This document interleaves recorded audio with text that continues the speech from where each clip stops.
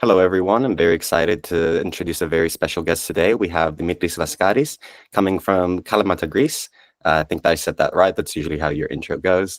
So I'm very excited to talk with you today, Dimitri. Happy to be here, Matthew. Good to know you. You're doing important work in Cyprus. Thank you. We really appreciate the work you do as well, and we're very happy that you managed to make time out of your busy schedule to speak with us. So I would like to start off by stating that the UK government has recently suspended less than 10% of arms exports to Israel.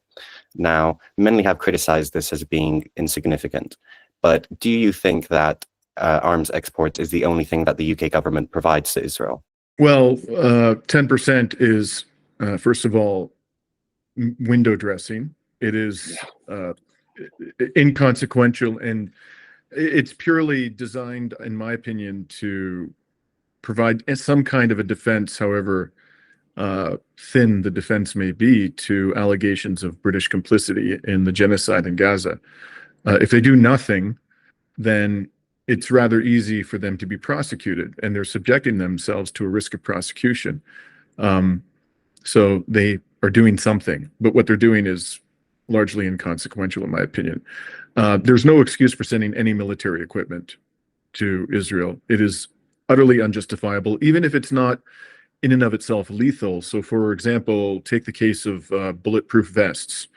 Unless you hit somebody hard and repeatedly with a bulletproof vest, you're not going to be able to kill them with it. It's not a lethal piece of military equipment, but soldiers, Israeli soldiers, are made more secure with that type of equipment when they enter into civilian areas where there are militants. So, for example, in Gaza or in the West Bank, in Jenin, in Tulkarm. And when they go in there, they're typically committing war crimes.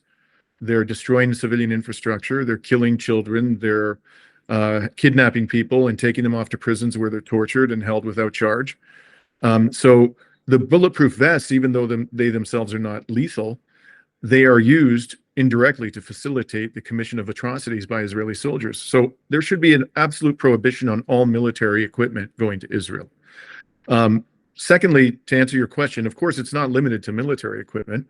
They are providing intelligence. The British have effectively admitted that they are flying over Gaza with drones. They say the drones are unarmed and they're purely for surveillance purposes, and they are there to assist the Israelis in identifying where the hostages are. Again, even if that's true, and no one should trust the British government, that just could be a flat out lie. The fact of the matter is that any intelligence they give to the Israelis, for example, surveillance footage from their drones with, sophisticated camera technology, could be used by them to commit atrocities against civilians whom the Israelis want to eliminate. So there should be no intelligence sharing whatsoever for any purpose with Israel. Zero. It can't be trusted to use any of this equipment or this intelligence in accordance with international law.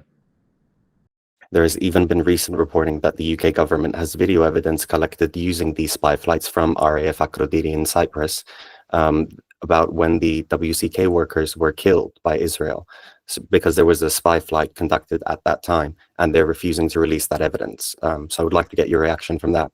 Why? What are they hiding? I mean, 3 British citizens were murdered by Israel. British citizens. This is mind-boggling. And not only were they murdered, I mean, the way in which they were hunted down like wretched animals, if you understand exactly what transpired. 3 separate strikes on different vehicles. And one even went off road and started, traveling at high speed on dirt because the driver realized that they were about to be killed, and even they didn't survive. They were hunted down like wretched animals, and Israel knew exactly what they were doing, and 3 of them were British citizens. It is shocking beyond imagination that the British government will not turn over that video evidence. If there's any chance at all, it will help to determine exactly what transpired and could be relevant evidence in a case against Israel. It's a no-brainer that it should be made public, every single bit of it. And what were the British doing there in the first place? Why are the British providing any kind of assistance to this genocidal regime? This is shocking beyond imagination. They just killed an American citizen, an Israeli sniper just shot in the head, a Turkish American citizen in the West Bank. Israel trotted out the most ridiculous explanation, which undoubtedly it will retract at some point in the future when more evidence emerges. And the explanation was that a bullet ricocheted off the ground and just accidentally struck her in the head. What did the American president do? The American president repeated the explanation as though it was credible, and effectively accepted the explanation that was offered for the killing of one of the World Central Aid Kitchen workers who was an American, Jacob Flickinger. I just wrote an article in which I took the position that basically Western governments have given Israel a license to kill their citizens. I don't know what other conclusion you can come to. Unfortunately, a lot of people would end up with that conclusion just based on the level of impunity that Israel can act with.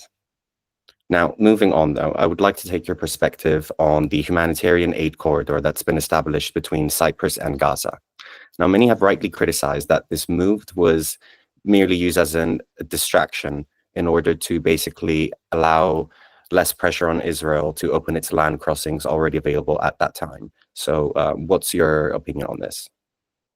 Just to clarify to me what you mean by the humanitarian corridor, because I've heard that phrase employed in a lot of different contexts. Is this some sort of a corridor that they claim has been established between Cyprus and Gaza? The humanitarian corridor, or the Amalthea project, was basically a sea route to basically transport humanitarian aid from Larnaca into Gaza.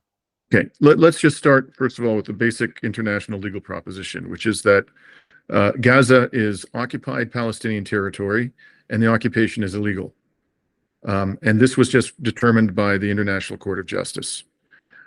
So what does this mean? This means that Israel has no right to control the entry into Gaza of any goods from, it does have the right to control the entry into Gaza of goods from Israeli territory, but goods passing from international waters into Gaza's territorial waters, has no right to control or interfere with that. And it has no right to control the entry of goods from Egypt. Egypt's government does, and so do the Palestinians. And in fact, not only is the presence of the Israeli military in the Philadelphia corridor, which is along the border with Egypt and Gaza, not only is that a violation of basic international legal principles as enunciated by the ICJ in its recent decision, but it also violates the treaty between Egypt and Israel. So, secondly, Israel is committing a damn genocide. Genocide is the worst thing that a human being could possibly do. If anybody is capable of committing genocide, they are capable of anything, and they simply cannot be trusted to take custody of any humanitarian goods whatsoever. Then no humanitarian goods should be put into their possession or control, even temporarily. They might confiscate it. They might contaminate it. Why wouldn't they contaminate it? They're trying to poison the population. Polio has broken out and they're interfering with the vaccination of children. They could poison the damn humanitarian aid for all we know. They could, insert explosive devices in the truck, and then when it's once delivered, it blows up and kills a bunch of civilians. This is a genocidal regime, and it is absolutely absurd for any government to place any confidence in them for any purpose whatsoever having to do with the Palestinian people. All delivery of humanitarian aid should be completely exclusionary of Israel. Should have nothing to do with Israel. And Israel shouldn't even be inspecting the delivery. It has no right to do that unless it's coming from its own territory. So why is Cyprus sending humanitarian aid to Israel, to the genocidal regime? There's no answer to that question. There are ways. The Egyptian government has, hundreds of trucks lined up at the Rafah border crossing. There's ample aid there ready to come in. The Israelis won't let it come in. That's where it should be going, and it should be coming in by sea directly to Gaza.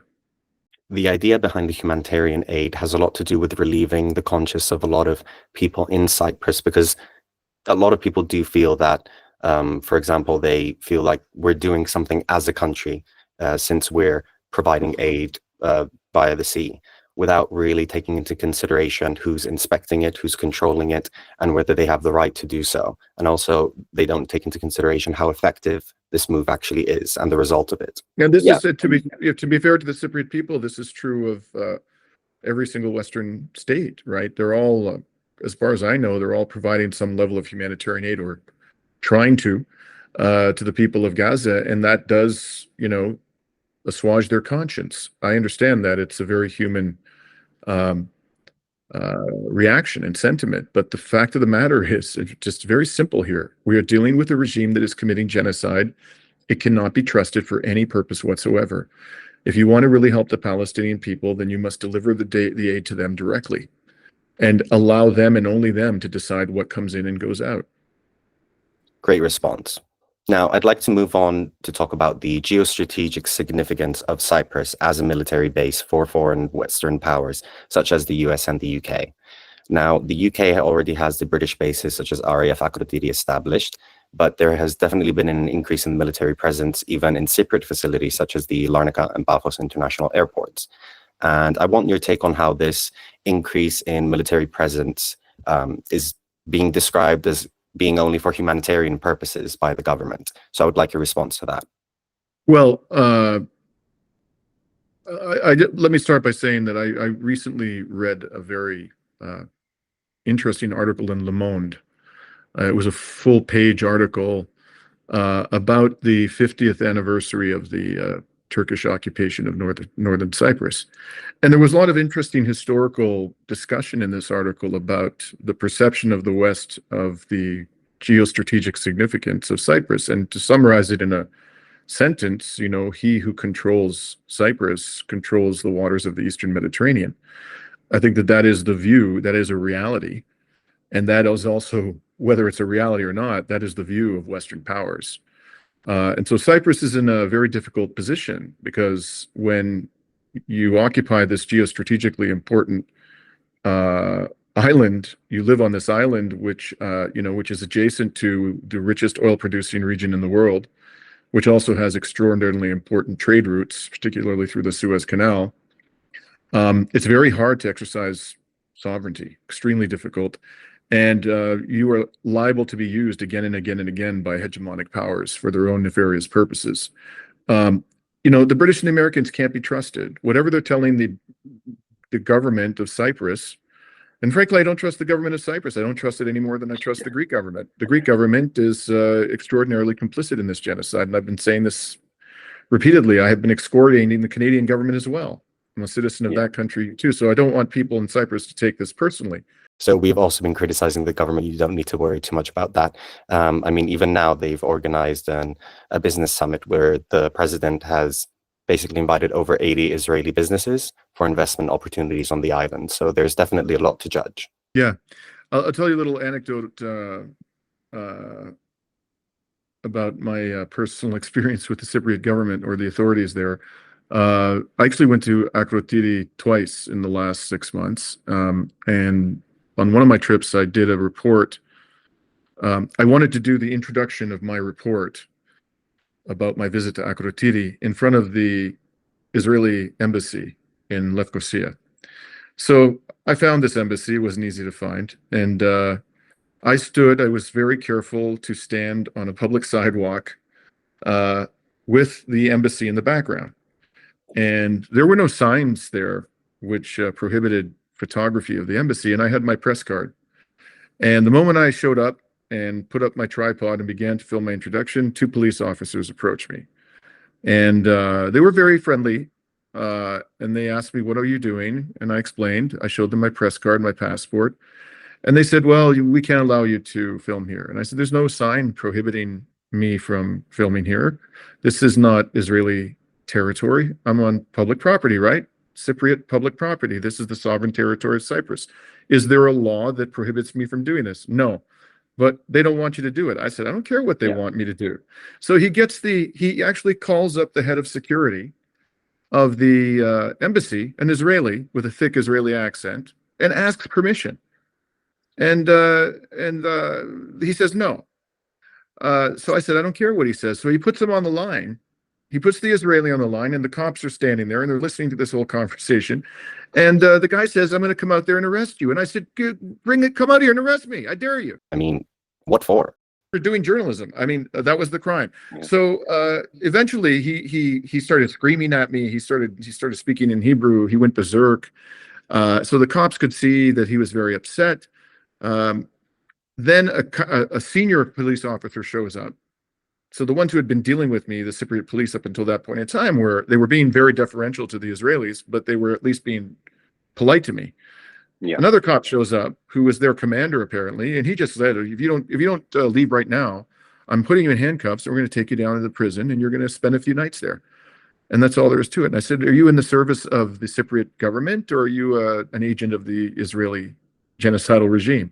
And he starts screaming at me, and he's on the verge of taking me away. So I mean, look, it's an anecdote, but I thought it gave me a taste of what is really going on in Cyprus. The fact of the matter is that the Cypriot government, like all the governments of Europe, are in bed with the genocidal regime, and anything that they say about the presence of Western troops on Cypriot soil, humanitarian corridors, you can't take it seriously. You can't believe anything. It's all, at the end of the day, suspect. And unless they produce hard, independent evidence to back up anything they say about their relationship with Israel, you should believe it's a lie.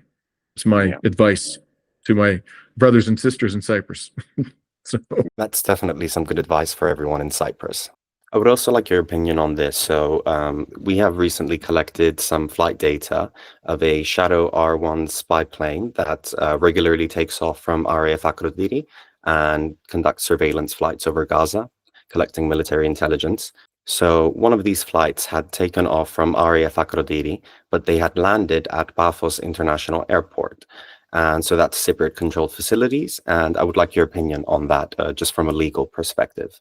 Well, Akrotiri is, from the perspective of international law, it's sovereign territory of Britain, which of course is outrageous. It's outrageous that Britain has any piece of Cyprus, but that's the international legal status of Akrotiri. So technically speaking, the Cypriot government has no authority over the activities in Akrotiri as long as it's not violating the sovereignty of Cyprus.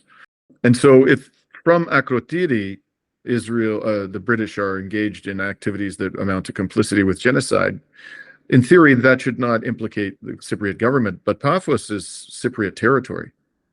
They have no, they can't make the argument there that this is not the sovereign territory of Cyprus. So any, military personnel equipment, which is being used indirectly or directly to assist Israel in the commission, it's not just the genocide in Gaza, it's committing a whole range of human rights violations throughout Palestine. By allowing this to be done at Paphos, the Cypriot government has exposed itself to a far greater degree to potential liability under international law. And the other thing I want to say is I wouldn't believe, as I said, we shouldn't believe anything these people tell us. So they're sending, spy flights, they say, to Gaza. How do we know they're going to Gaza? How do we know they're not going over the West Bank? How do we know they're not going over southern Lebanon? They won't reveal any information. Yeah, we have absolutely no idea what they're doing. And, as you may be aware, Hassan Nasrallah, the Secretary General of Hezbollah, warned that he would attack Cyprus. Right, which is a perfectly natural response if you're going to attack Lebanon from Cyprus. So who knows, that maybe this is being used in some way to assist Israel in its military operations in the south of Lebanon, which could create serious problems for Cyprus. The other thing I want to say is this whole notion, recently 6 hostages were found dead in Gaza, right? Yeah. The reports were that the Israelis found these hostages dozens of meters underground. Are the British saying that their drones are able to penetrate dozens of meters underground? I mean, seriously, it doesn't exist. Not even the US has such technology. So the idea that they're using this drone surveillance technology to help identify hostages sounds ludicrous to me. Ludicrous. I mean, that's not the way you're going to find them. You want to find them, you actually have to go into those tunnels, which the Israelis are very concerned about doing because a number of them have died. This is a separate issue, but they've died because the tunnels have been booby-trapped. And they, but you're certainly not going to find them in tunnels using drone surveillance technology. That's ridiculous. So moving on to the next question. Many people seem to think that if Netanyahu is simply replaced, the ceasefire deal would have been accepted by now, and the hostages would have been returned, and all would return to normal. Now, do you agree with this statement, or is there another issue at hand in general with Israeli society? I'll give you three pieces of information which I think prove beyond a shadow of a doubt that the problem is not Netanyahu. The problem is Zionism. A recent poll came out and showed that a substantial majority of Israeli Jews believe that soldiers who are accused of raping detainees should not be prosecuted. Yeah. There was another poll that came out after that, which showed that a substantial majority of Israeli Jews believe that it should be illegal to express sympathy for the civilians in Gaza. Illegal. And a third thing was there's a well-known quote unquote mainstream podcast.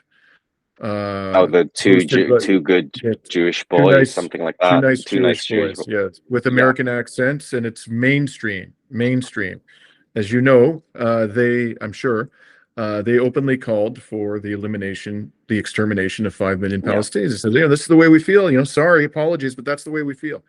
These people should be tried for incitement to genocide in a sane world.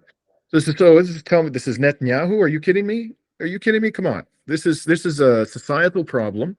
This is a sick, deranged society that has been thoroughly brainwashed. They've dehumanized the Palestinian people. They are full of hatred and violence. And there's this extremely powerful sense of impunity that society is convinced, thanks to the West, that it can get away with anything, because it has. You're not going to solve this problem by getting rid of Netanyahu. It is a very strange feeling looking at Israeli society sometimes. It's as if we're looking at the Nazi culture, but live on our phones. And it's surreal. Can you think of any other time where something this extreme has become the normal of a society? I think this is without precedent in human history. The level of, I suppose if the Nazis had access to social media and the internet, maybe they would have behaved this way. Maybe. But they didn't. They didn't have access, and so we'll never know. What I know, I'm not an expert in, the Second World War or the Holocaust, but I know enough about it to be able to say that there were people, senior officials in the Nazi regime were concerned about being caught, and they took steps to conceal the monstrosities that they were committing. I don't see that happening here. There are some war criminals but for the most part, Israelis are advertising this as broadly as possible. They're not only advertising that they're committing these crimes, they're advertising that they're enjoying committing these crimes. So this is without precedent in human history, as far as I can't think of something in my lifetime that I have seen like this before. It's a depressing reality, unfortunately. Even recently, there was an NGO in Israel that works with war veterans, and they had advertised on their Facebook these summer trips that they had planned to Cyprus. So these are IDF soldiers that have served in the genocide in Palestine, and they have basically just been advertising their therapeutic trip, as they described it. That's astonishing that the Cypriot government allows this to happen. The sun has gone down almost here, so I'm just going to turn on the light because it's almost like 1 second. So I would also like your opinion on a recent Human Rights Watch article that was referring to Cyprus and Lebanon, and how the Lebanese armed forces and the Cypriot authorities cooperated and basically to prevent Syrian refugees from reaching Cyprus.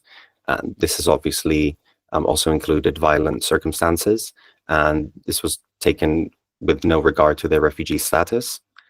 There's also been reporting, there were several interviews of Syrian refugees that basically one of them stated that the Cypriot authorities even beat her. And I just want your opinion on this when, at this time, the destabilizing force in the region is the genocidal state of Israel. And this is what has an effect on the influx of refugees to Cyprus in order to flee the situation there and ensure their safety. Well, these are, flagrant violations of the international legal obligations of Cyprus and the European Union with respect to refugees. It's as simple as that. And you're quite right to point out. My first reaction was going to be, but you mentioned it yourself, and I'm going to elaborate a little bit upon it. The cause of these refugee flows is primarily, overwhelmingly Western imperialism. What happened in Syria is not only is Israel bombing Syria relentlessly. Just the other day, I think it was Sunday. It was Sunday of last week. They killed 8 civilians and wounded dozens of others, including children, in the deadliest strikes on Syria since October of last year. They routinely strike Syria, and Syria was torn apart by a war that was funded and armed by the West and its proxies in West Asia, including particularly the Saudis. Jihadists were backed by the West, and some of them were backed by Israel. The Al-Nusra Front. It's documented that Israel was treating its wounded fighters. They called them fighters, but when they're Palestinians, they called them terrorists. And my parents, they left Greece in the 1950s. They came from a little village outside of Sparta called Xirokambi. And they were born in the Great Depression, the mid-30s. They lived through the brutal Nazi occupation of Greece. And then when the Nazi occupation ended, the resistance groups that were most best positioned to take power in Greece were the communist resistance groups. They're the ones who had put up the best, most effective resistance to the Nazis. And so, what happened, Stalin and Churchill did a dirty deal, and Greece was basically consigned to the British sphere of influence. Churchill didn't want the communists to come to power, so they started a civil war in Greece. So my parents lived through that, and by the time the Civil War ended, the country lay in smoking ruins, and my parents left. And my parents told me from a very young age, I never forgot this, we did not want to leave. We wanted to stay in Greece, but there was nothing there for us. My parents had no high school education. They were too poor. The only reason why they made it to Canada is because the Canadian government was looking for cheap labor from the south of Europe. They didn't want black and brown people coming to do the dirty jobs at that time. So they picked poor people from Southern Europe, and that's my parents were able to come over on a boat free of charge. And what I think that what my parents' experiences is widely true of most refugees and migrants. They don't want to leave their homes. They are forced to leave by desperate circumstances, which almost invariably are the result of Western imperialism. So it's just grotesque. It's grotesque that Greece and Cyprus have allied themselves with Israel and these other governments that have created these disasters in Libya, in Syria, in Iraq. And then when these desperate people come to our shores, we treat them like animals. Exactly. It's disgusting. It's just disgusting. I'm so ashamed of the behavior of our governments. I can't tell you. Yeah, our governments are all complicit. Mm-hmm. It's terrible. We saw that in Greece and Lesbos in 2015. It was on a massive scale. I covered the refugee crisis in Lesbos in 2015. I'll never forget, one of the most saddest things I ever saw was local activists took us to a mountain in Lesbos where there were tens of thousands of life vests just piled up, hills after hills after hills. And they said that many of these things, they called them life vests, but in fact, they had sponges in them. They were fake vests that were sold to these desperate refugees. And when they went into the water, they sank because they absorbed water. God. It's like every one of these life vests represented somebody who died. Who lost their life. Yeah. That's horrible. So I would like your perspective as someone who's visited Lebanon recently and spoken with the communities there. So there have been a lot of warplanes in the recent months going from RAF Akrotiri to Beirut. And Declassified has done a lot of reporting on this. And I just wanted to ask about what your perspective is of the relationship between the Lebanese people there, the Western military presence there, such as the UK, and also the relationship between Hezbollah. Well, so there was there's so many things I could tell you about this. It's a very complex situation. A number of British, I believe they were British soldiers, special forces, were discovered recently in a stronghold of Hezbollah in Beirut. I believe it wasn't Dahia, it was near Hamra, so it was a predominantly Muslim part of the city, and I believe there was a senior Hezbollah official or an Amal official. Amal is also a military organization closely allied with Hezbollah who lived in this neighborhood, and they discovered them there, and they claimed that they were there gathering information about possible British nationals that would need to be evacuated from Beirut, some nonsensical explanation. What the Hezbollah officials thought they were doing was that they were gathering intelligence on officials of their organization or allied organizations who lived in that neighborhood, potentially for some kind of, military or intelligence operation against them. Interestingly, they let them go.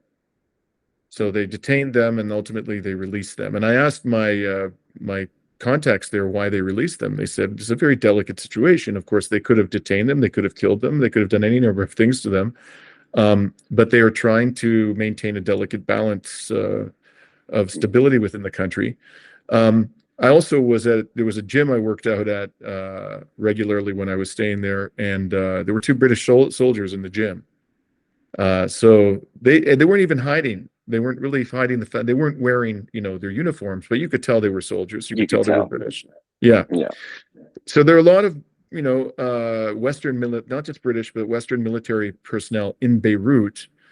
And Hezbollah is fully aware that they're there, and is very wary of them and is watching them very carefully. But somehow they've managed to coexist peacefully. In terms of, are there groups within Lebanon who might be willing to engage in armed combat against Hezbollah, if they had the assistance of the United States and the British? Yeah, particularly the Phalangists, who are sort of fascist Christians.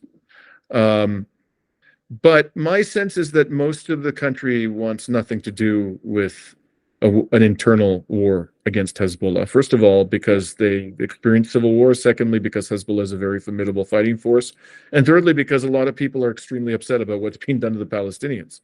Yeah. So the leader of the Druze, I think his name is Walid Jumblat, came out and said, "We stand with Hezbollah," recently, which was quite an unusual thing. I would like to move on now to how the media portrays the news about what's happening in Palestine and the type of language that they use in different scenarios, whether to describe Israeli casualties or Palestinian casualties and the differences between them. It's simply an intensification of the trend we saw previously, so they'll use words, and you see this at the highest levels of the Canadian government, for example. When they describe what Hamas did on October 7th, they use the most extreme language: brutal, savage, murderous, the worst terrorist attack in history. I've heard this, According to Israel, however, Palestinian militants killed 36 children on October 7th. Since then, Israel has massacred at least 16,000 children, at least. And it's probably 2 to 3 times that, based on the Lancet study. So you're going to call that a terrorist organization, use words like brutal, savage, horrific. But when you describe what Israel's doing to Gaza, you say tragic. Oh, it's terrible. It's so sad. It's heartbreaking. This is the language that they employ. And as far as the word terrorism is concerned, personally, I think that we should just banish the word entirely from our language, because now it's become so meaningless. So meaningless. To hear Israel call those who take up resistance against it terrorists is absurdity in the extreme. Yeah. So the language is very important, So I say to people who care about the Palestinian cause, you need to push back. So they tell you you're a terrorism supporter. What I do, I get called that all the time, by Zionists. My immediate response is, there's no greater terrorism supporter on earth than people who are pro-Israel. You are the worst terrorist supporters in the modern era. And what can they say? I mean, what can they say? Now, I would like to move on, and I would like to get your advice on people who are thinking of how they can also become active and involved. So what type of advice would you give to people who want to get involved but are not sure how? I say this in all sincerity. The Palestinians are winning this war. They are winning this war. They are taking horrific casualties. They're going to take many more, sadly.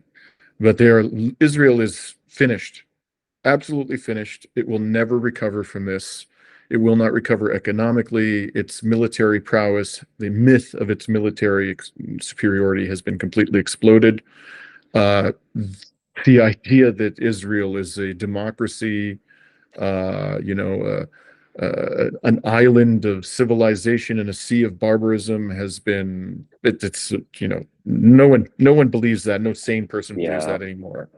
So, and it's slowly, in a war of attrition, a multifaceted war of attrition, economic, military, and political, it's collapsing.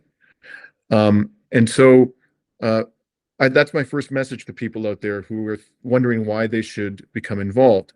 The Palestinians are winning, and we can expedite their victory. The main thing for the cause of justice in this fight, in my opinion, is for the Palestinian people to maintain their resolve. It's amazing that they have done that until now, considering the horrors.